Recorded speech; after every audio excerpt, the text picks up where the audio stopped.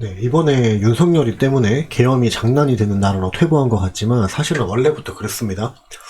자, 이제 어떤 사건에서, 어떤 가상의 사건에 대해서 생각을 해보자고요. 아무리 생각을 해봐도 총기를 들고 일어난 반정부 시위가 맞고, 당시 정부 입장에서는 계엄군 진압 말고는 방법이 없었던 사건에 대해서도 그 시위 주동자들은 모두 국가유공자로 승격이 되고, 그 계엄군을 지휘했던 사람들은 정치범, 살인마 취급을 받게 된 그런 시점에서 이미 이 나라의 권권력은 땅에 떨어진 거죠. 자, 그리고 민주당은 이런 식으로 국가의 입장에서 공식적인 시각으로 그 말을 한 것만으로도 무슨 신성 불가침을 한 것 마냥 때법으로 죄 없는 사람들을 범죄자로 만들 수 있는 그런 법안들을 계속 이렇게 만들어 가고 있죠. 그러니까 내가 그 시위에 참가한 사람들의 의도가 불순했다고 말을 한 것도 아니고 해당 시위에 총기가 동원된 것은 팩트죠. 그리고 이러한 상황에서는 계엄군 진압 말고는 방법이 없다는 것도 팩트인데 팩트라고만 말을 하는 건데도 불구하고 이게 죄가 되는 거예요. 그러면 대체 좌파들이 원하는 답은 뭡니까? 시위대가 총기를 들고 보수정치인 싹 다 쏴 죽이고 그들이 새로운 국가를 건설을 하면은 그게 옳았다는 건가요? 자, 원래 역사적으로 봐도 성공한 혁명은 오피셜 권력으로 인정을 받지만 실패한 혁명은 그렇게 될 수가 없는 거죠. 자, 여기서는 윤리나 감성을 따질 수는 없는 겁니다. 아무리 비극적인 상황이 생기더라도 인류는 결국 공권력을 우선시할 수밖에 없어요. 그래야지 최소한의 국가적인 질서가 유지가 되는 거죠. 근데 딱 여기까지만 이야기를 해도 내가 무슨 정치범이 돼야 되는 그런 세상을 민주당은 계속 만들려고 하고 있죠. 자, 그러면 그 시위대가, 그 시위대는 총기 들지 않았어. 이렇게 총기를 들지 않았다고 거짓말을 해야지 내가 선량한 국민이 되는 거냐고요. 근데 그 사람들은 계속적으로 이런 식으로 거짓말을 하기를 원하는 거죠. 그러니까 애초에 한국은 진실이 통하지 않는다라는 거죠. 제가 전부터 얘기를 했어요. 그 연애를 할 때는 그 거짓말을 해서라도 여자를 행복하게 해주는 게 남자의 역할이다라고 제가 예전에 얘기를 했는데 저렇게 하는 게 옳다는 게 아니라 저렇게 사는 애들이 연애도 잘하고 여자도 잘 이렇게 많이 사귀는 게 그게 현실입니다. 그러니까 저게 바로 대체적인 여성의 본질이라는 거예요. 근데 여자들한테 이렇게 말을 하면 여자를 무시하는 거냐 그렇지 않다라고 말을 하겠지만 아닙니다. 실질적으로 저런 식으로 여자들한테 거짓말을 많이 하는 남자들이 여자들을 많이 사귀어요. 자, 그런 의미에서 한국은 극도로 여성적인 국민성이다. 그러니까 제가 한국은 여성적인 국민성이다라는 말을 엄청 예전부터 했는데 요새 사람들이 좀 비슷한 걸 다들 느끼는 거 보더라고요. 그래서 뭐 낙어한 그런 말도 생겼죠. 그러니까 여성적인 국민성이 뭐냐면은 마치 연애를 할 때 그런 여자들의 여심처럼 냉정한 진실보다는 당장 감성적으로 흡족한 주장, 그것이 명백한 거짓이라는 증거가 있더라도 그거를 무시해요. 그리고 자기들이 흡족한 쪽으로 따라간다는 거죠. 그리고 이거 옛날에 이제 또 일제시대 때가 아니고 일제시대가 되기 전에 있었던 사건입니다. 그러니까 대한제국 그때 시대죠. 자, 근데 이제 이토 히로부미 이제 그 암살 사건에 대해서 잠깐 얘기를 할 건데 여기 이제 이거는 제가 외국에 있는 그 영문으로 돼 있는 자료를 제가 그냥 그 구글 번역을 돌린 거예요. 그러니까 이토는 그 한국이 중국이나 러시아의 영향권에 들어가는 것에는 확고히 반대를 했다. 그러니까 아시는 분은 다 아시는데 이토 히로부미는 대표적으로 일본 정치인들 중에 그 정한론자들하고 대립했던 대표적인 사람이에요. 그러니까 조선을 그 합병을 하는 거를 계속적으로 반대를 했어요. 그리고 그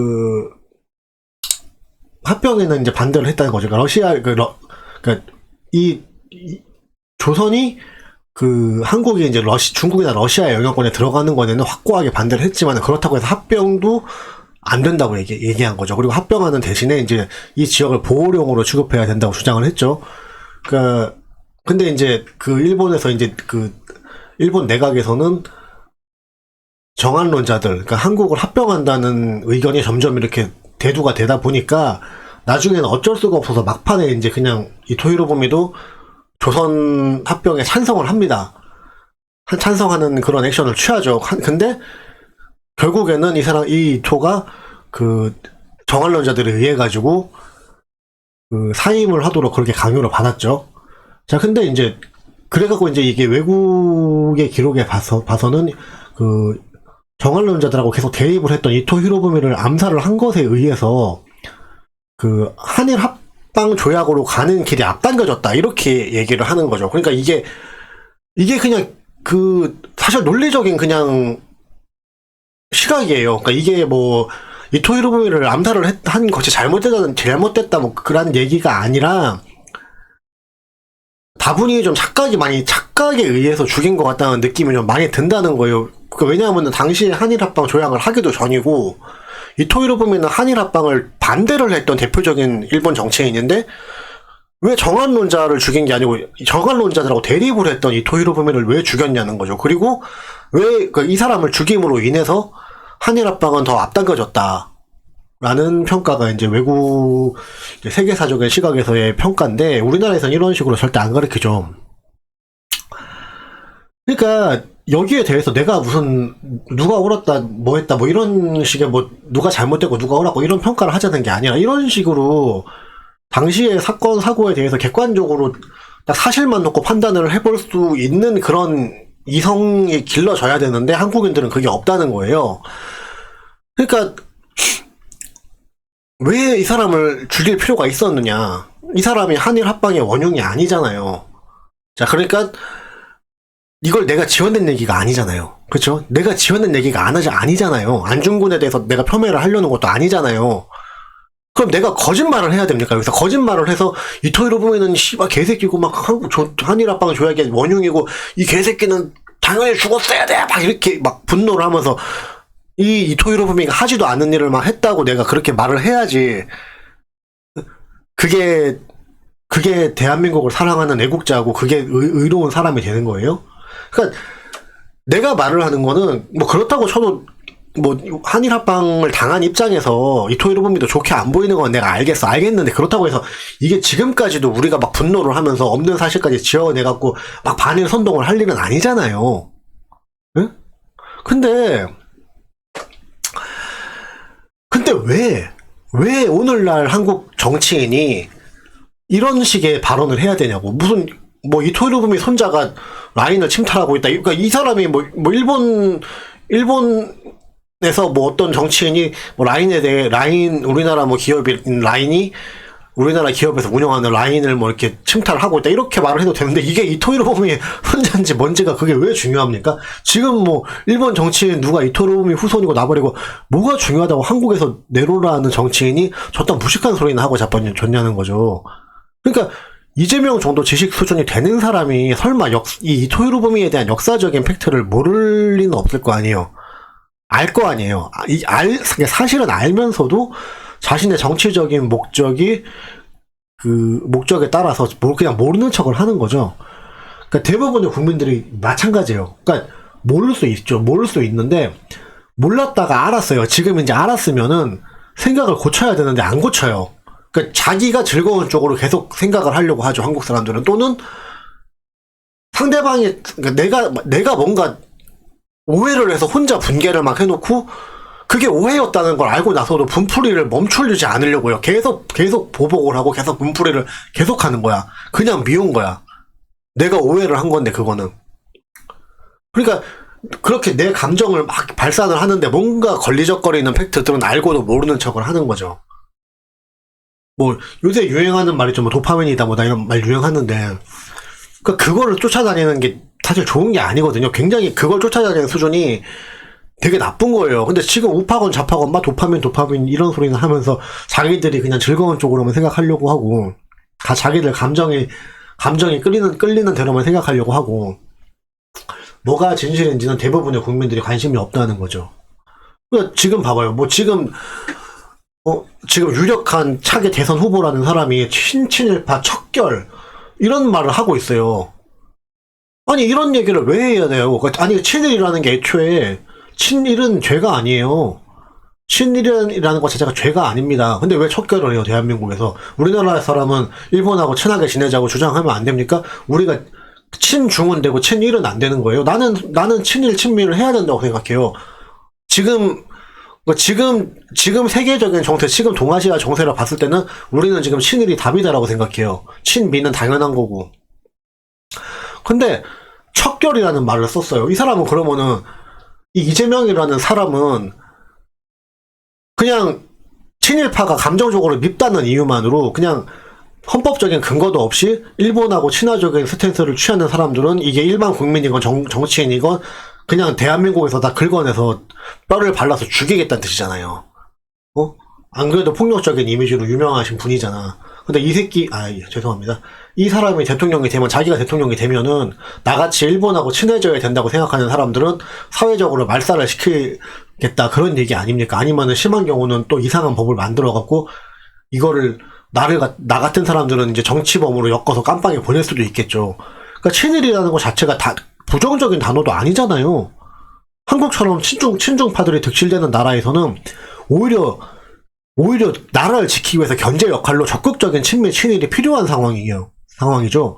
근데 유력한 대선 후보라는 그런 권력의 정점에 있는 정치인이 21세기 현재에도 친일파 척결이라는 그런 슬로건이나 걸고 나오는 게 이 나라 정치 수준이라는 거죠. 또 저런 분이 지지를 또 받아요. 엄청나게 지지를 받아요. 그러니까 이게 이 나라의 비이성적인 국민들 수준인 거죠. 뭔가 분노를 막 조장을 하고 사람들을 막 선동을 해갖고 분노를 조장을 해갖고 그 분노에 의해서 움직이는 그런 수준인 거죠. 그래서 내가 항상 반일 청산 얘기하는 거예요. 친일 청산이 아니라 반일 청산 해야 된다.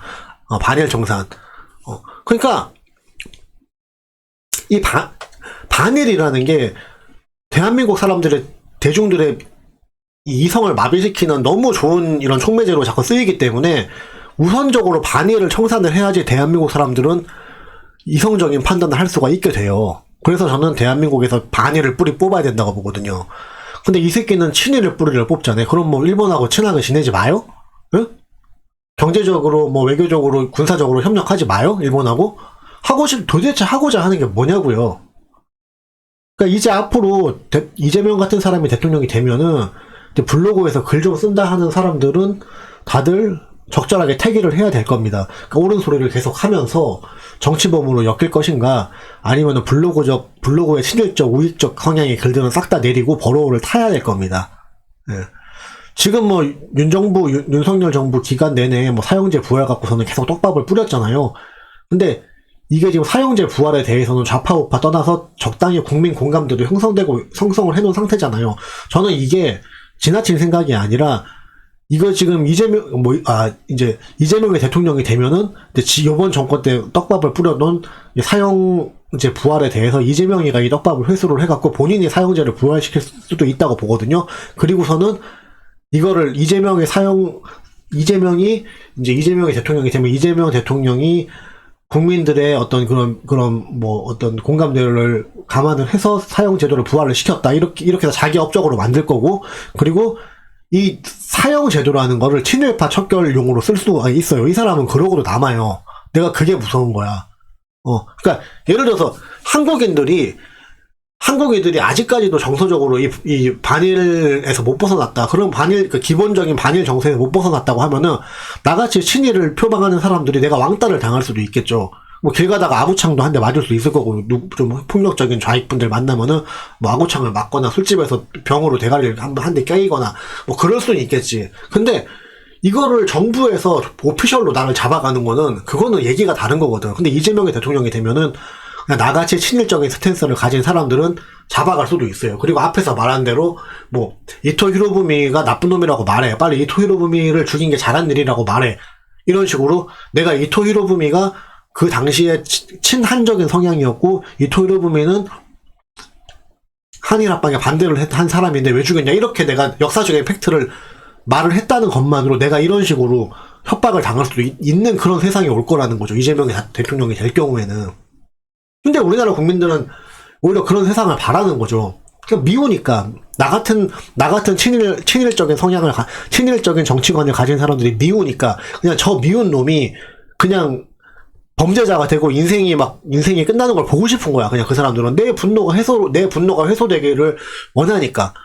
뭐가 진실인지는 중요한 게 아니죠. 뭐가 합당하고 합리적이고, 뭐가 지금 이치에 맞고 뭐가 헌법적인 절차인지 그런 거에는 관심이 없는 거예요. 대부분의 국민들이. 그러니까 민주당은 계속적으로 국민들의 분노를 조장을 하고 국민들은 그 분노에 따라서 정치 성향을 정하는 거죠. 이게 굉장히 가슴 아픈 현실이거든요, 이게.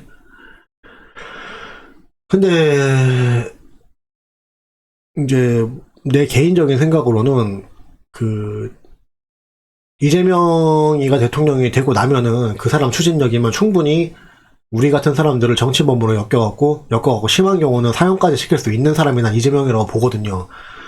근데 그러니까 앞에서는 내가 사람들한테 태기를 해라, 그냥 시대에 순응하고 목숨을 지키든가 아니면은 꿋꿋하게 자기 신념을 지키든가 그걸 선택을 하라고 내가 말은 했는데, 사실 내 개인적인 생각으로는 우리 모두를 죽일 수는 없을 것이다라는 그런 마음가짐을 갖고 우파들이 일치단결을 해야 된다고 보긴 해요. 내가 바라는 거는 그건데, 그러니까 내가 여기서 또 일치단결의 이런 말에 대해서 또 짚고 넘어가자면은 좌빨들이 말하는 뭐 운동권의 위계 질서로 집합해라 막 이런 식의 일치단결이 아니라 각자가 모두 사상적으로 굽히지 말아야 된다는 얘기를 하는 거예요. 개인 한 명 한 명이 모여가지고 일치단결이 돼야 된다는, 사상적으로 일치단결이 돼야 된다는 거죠. 우리 모두가 본인의 자유를 지키기 위해 갖고 사상적으로 자유민주주의 사상으로 일치단결해야 된다.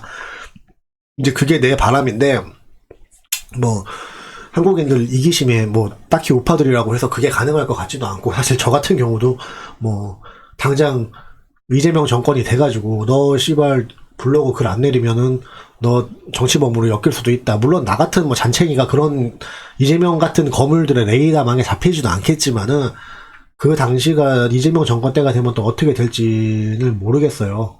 모르겠어갖고. 근데 뭐 한국 같은 경우도 우파들도 그렇잖아. 뭐 우파 유튜버다라고 뭐 하는 애들도 제대로 된 애들 많이 없잖아요. 자기 부동산 투기로 돈 좀 벌었다고 깐죽깐죽거리면서 뭐 자기 일본 가서 스시 처먹은 사진 막 그런 거 올리면서 뭐 이런 거를 먹고 싶은데 못 먹으니까 좌파가 되지 막 이런 글이나 올리고, 실제로 올렸어요. 문재인 정권 때 한번 우파 유튜버들 엄청 막 그때 기승을 부릴 때 있었잖아요. 근데 뭐 내가 누구라고는 말을 안 하겠는데, 사실 저 같은 경우도 그때 좀 돈 좀 벌었던 우파 유튜버들 중에 하나긴 한데, 지금은 이제 좀 뭐 그냥 조용히 개인적으로 혼자 글이나 쓰면서 이렇게 지내고 있는데, 아무튼 뭐 이 얘기를 하자면 좀 길어질 것 같으니까 넘어가고. 그러니까 그런 식으로 좀, 근데 나는 이런 식으로 막 띠껍게 띠껍게 막 좌파들한테 상대로 막 놀리고 이런 식으로, 나는 그런 식으로 활동을 안 했거든요. 그러니까 그래놓고서는 그렇잖아. 뭐 되게 뭐 깐죽깐죽거리면서 이상한 뭐 패러디 자료 만들기 나쁜 건 아닌데, 아무튼 이런 식으로 막 당장 좌파들 말싸움으로 뭐 이렇게 막 뭐 초등학생들 말싸움식으로 막 이렇게 막 놀리듯이 막 도발하듯이 이렇게 하면서 한마디로 뭐 피꼬손 막 이런 식으로 좌파들 피꼬손 하는 막 그런 글 올려놓고서는 막 그거 가지고서는 무슨 후원금 또 땡기고, 그러니까 이게 후원금을 주려고 해도 이것들이 뭔가 좌파들을 설득할 수 있고 국민을 계몽시킬 수 있는 그런 수준의 칼럼이라든가 그런 수준의 뭐 영상들에다가 후원을 하면은 내가 말을 안 하는데, 사실상 당장 눈앞에 재미를 주는 유튜버들이 돈을 많이 번 게 사실이잖아요. 근데 그런 유튜버들이 어떻게 좌파들을 갖다가 좌파나 중도들을 끌어올 수가 있겠냐고요. 그거를 우리 우파들끼리 보니까 사이다고 시원한 거지, 좌파나 중도들이 봤을 때는 오히려 더 기분이 나쁘고 더욱더 그들끼리 일체단결하게 만드는 그런 자료들인데, 그게 그래서 사실 아시는 분은 아시겠지만은 지금 지금 또 노인분들이 보는 우파 유튜버란 애들 중에도 상당수가 반일로 돌아섰어요. 이 사람들이 내가 봤을 때 눈치를 좀 챈 것 같기도 해요. 그러니까 우파 유튜버인데, 그냥 왜 옛날에 박근혜 때 보면은 친중인데 우파라고 하는 새끼들 많았잖아. 말도 안 되는 새끼들. 근데 얘네들이 이제 좀 보다 보니까 당장 뭐 윤석열 지지합니다, 뭐 나는 뭐 국민의힘 지지합니다, 뭐 이렇게 얘기를 이렇게 이제 국내 정치에 대해서 나는 보수 정당을 지지한다고 말은 하는데, 우리나라에서 이제 저같이 친일적인 스탠스를 드러내면은 너무 한국에서 반감이 심하기 때문에 본인들도 이제 우파 유튜버라고 주장을 하면서도 일본에 대해서는 반일로 돌아선 유튜버들이 되게 많아요, 지금. 그러니까 얘네들도 그런 걸 수도 있다는 거지. 이제 노인네들 상대로 해갖고 이제 노인분들이 이렇게 우파 유튜브들에 돈을 자꾸 주니까 사실 그런 식으로 막 후원금 보내주는 게 좋은 게 아닌데 아니 왜 그런 거를 해요? 당장 그냥 그러면 자기 그 집에 있던 할머니 뭐 옷이라도 하나 사주시던가 당장 손주들 뭐 이렇게 먹을 거라도 용돈이라도 주던가 이렇게 하는 게 더 자기 행복을 위해 좋은 거지 왜 그 유튜브에다가 몇십만 원씩 돈을 보내줘요? 정상적인 유튜버면 모르겠는데 반일이나 하고 그렇게 자꾸 막 그 이상한 팩트도 아닌 것 같다가 막 들이대면서 저 반대 진영 사람들한테 분노 조장이나 하고 뭐 그런 거에다 뭐하러 돈을 보내줍니까? 이게 정말로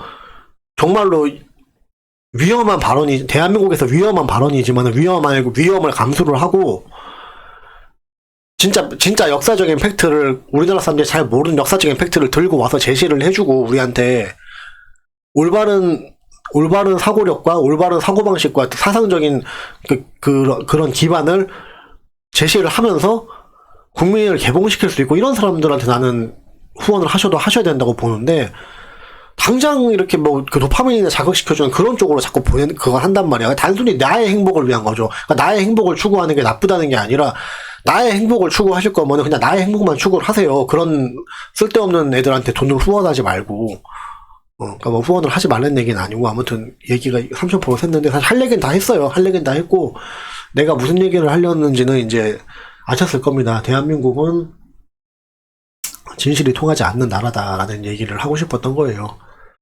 그래서 좀 이거는 뭐 아시는 분들은 다 아시는 얘기인데 모르는 사람은 또 다 모르니까 그냥 그 대표적인 예로 나는 이제 그 우리나라에서 절대 건드리면 안 되는 그런 두 가지를 건드린 거죠, 지금.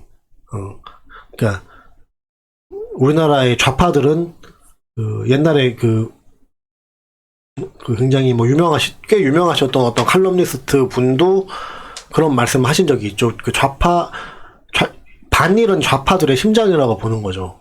그분이. 근데 저도 그 생각에 동의를 하고, 또 제가 앞에서 이름을 말할 수 없는 과거에 총기를 들고 일어났던 어떤 반정부 대규모 시위에 대해서도 말을 했죠. 그 두 개가 지금 성역화가 되어 있기 때문에, 그 우파들도 그 부분을 못 건드려요. 이 사람들이 주도권을 다 가져갔어요. 그 두 개의 좌파들이 가지고 있는 그 두 개의 핵심적인 요소 두 개. 하나가 반일이고, 하나가 그 이름을 말할 수 없는 그 대규모 반정부 시위 그 두 개가 나는 좌파들의 이제 심장과도 같은 핵심 요소라고 보고 있는데 그 두 개를 성역화를 해서 어떠한 진실을 들이대도 이미 통하지가 않는 거야. 성역화가 돼버렸기 때문에 그 두 개 부분이. 근데 이거를 무너뜨려야 되는데 어떻게 무너뜨리냐는 거죠. 그러니까 무너뜨리려면은 계속적으로 진실을 제시를 하면서 이 젊은 세대들까지에게 올바른 진실을 가르쳐주고 사람들을 이성적이고 합리적인 생각을 할 수 있게끔